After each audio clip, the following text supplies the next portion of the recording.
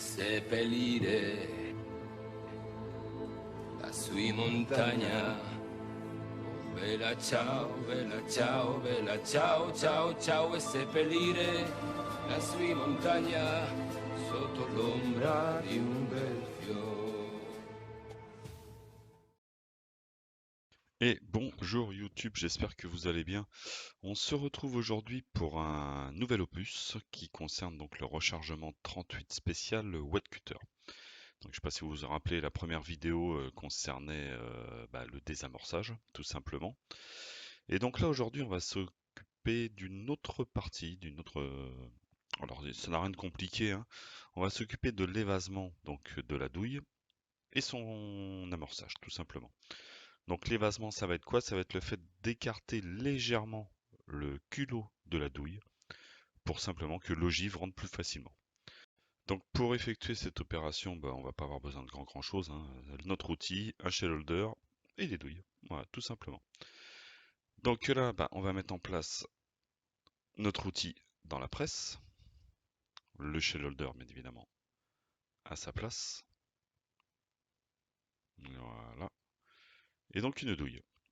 Donc on va dans un premier temps, la première opération, ça va être bien évidemment de régler notre outil. Donc je vais mettre la douille jusqu'en haut de la presse. Je vais serrer mon outil jusqu'à temps en fait que ça fasse contact, tout simplement. Une fois que c'est au contact, le gros écrou, je vais le descendre. Voilà. Je vais donc redescendre ma douille. Voilà. Et là, je vais serrer. En règle générale, je serre quoi? D'un quart de tour à peu près quoi. Et une fois que vous enfoncez, de toute façon, vous sentez que ça force légèrement. Donc normalement, ça devrait suffire. Après, je vérifie avec mon pied à coulisse, hein. Donc au niveau de la douille, vous allez voir que je suis à peu près à 886 ou quelque chose comme ça, ou 888. Et la douille qui a été évasée, je vais être à 893. 800. Alors c'est pas énorme, hein, c'est du dixième de millimètre, hein, c'est pas énorme du tout, mais ça suffit, hein, ça suffit largement. C'est simplement juste pour que l'ogive rentre plus facilement. Surtout que moi en plus c'est des moulés, c'est des coulées moulées que j'utilise au niveau de mes ogives Wattcutter. Donc effectivement, si j'évase pas légèrement, ça va écraser un peu mon ogive. Donc c'est pas le but quoi. Donc une fois que votre outil est réglé, c'est parti, hein, vous pouvez les enchaîner une par une, tout simplement. Donc ça, opération facile, réglage facile de l'outil et c'est parti. Alors l'autre opération de cette vidéo, ça va être l'amorçage. Donc petite parenthèse par rapport à l'amorçage d'ailleurs. Je ferai plus tard une vidéo qui ne concernera que l'amorçage avec les différentes techniques. Voilà. Là, je vous montre vite fait. Donc, il y a la technique simplement manuelle, l'amorçage manuel, où vous mettez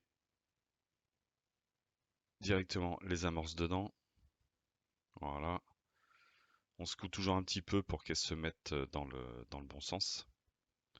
Et normalement, ça se fait naturellement et tout seul. Hop, voilà. Une fois que c'est fait, vous fermez. Et vous mettez la réserve d'amorce directement sur votre outil. Voilà. Donc là, je vous montre cette technique, mais en sachant que là, vous ne le voyez pas, mais mon outil est cassé. Mon outil a pété. Donc c'est juste pour vous montrer que c'est une technique d'amorçage, tout simplement. Et ensuite, vous appuyez directement sur la poignée, ça fait monter l'amorce, ça l'enclenche directement dans le culot. Voilà, donc ça c'est la première technique, c'est la technique manuelle. Bon, les trois quarts, vous la connaissez, hein. Mais je vous dis, je referai une vidéo vraiment concernant que l'amorçage avec les différentes techniques qu'on peut utiliser.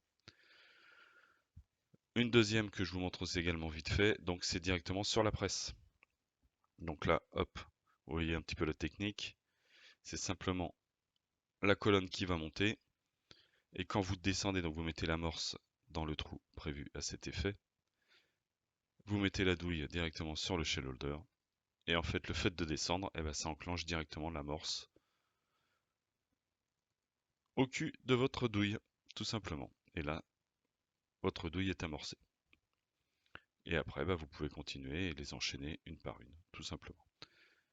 Donc ça, c'est une technique comme une autre. Celle-là, je l'aime bien. Bon, la manuelle, j'avoue que c'est pas mal. C'est une technique que je trouve pas mal. Après, faut le bon outil, hein. Comme je dis, moi, mon outil, c'était un lit. Au final, il y a un truc en plastique qui s'est pété, donc je peux plus l'utiliser. J'avais acheté le Smart Reloader. Bah, j'ai utilisé une fois, je l'ai revendu. Parce qu'honnêtement, je l'ai trouvé vraiment bidon. Donc bon, au moins la technique de la presse, ça a l'avantage bah, d'être solide. Voilà, ça casse pas, ça tient la route.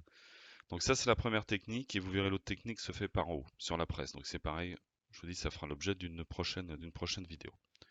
Voilà, et après, bah, vous enchaînez douille par douille, et vous les amorcez une par une, et c'est parti. Alors, je vais quand même vous montrer le système de l'amorceur manuel, hein, quand même, histoire de vous montrer, donc sans la réserve, voilà, tout simplement. Donc, vous voyez, j'appuie légèrement, je place mon amorce, dans le bon sens, bien évidemment. Une fois qu'elle est bien rentrée, je présente ma douille, donc qui n'est pas amorcée. Et en fait, j'effectue la pression, et donc là, ça rentre directement l'amorce. Voilà. Donc ça, c'est un système qui est quand même pas mal à partir du moment où vous êtes devant la télé, par exemple, et puis bah, vous amorcez une par une vos douilles. Moi, je sais que personnellement, j'aime bien vérifier chaque douille, qu'il n'y ait pas d'erreur, qu'elle soit pas partie dans le mauvais sens. Donc bon, ce système manuel devant la télé, perso, je suis pas pour. Et puis, en fonction comment vous insérez l'amorce, comment vous mettez la pression, eh ben, elles vont pas être toutes amorcées de la même manière. Il y en a qui auront eu plus de pression que les autres. Donc bon.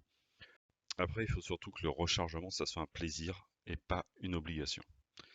J'espère que cette vidéo vous aura plu, ce nouvel opus du rechargement 38 spécial Wattcutter. N'oubliez pas de vous abonner, à liker surtout, et puis bah, je vous dis à bye bye et à bientôt sur ma chaîne.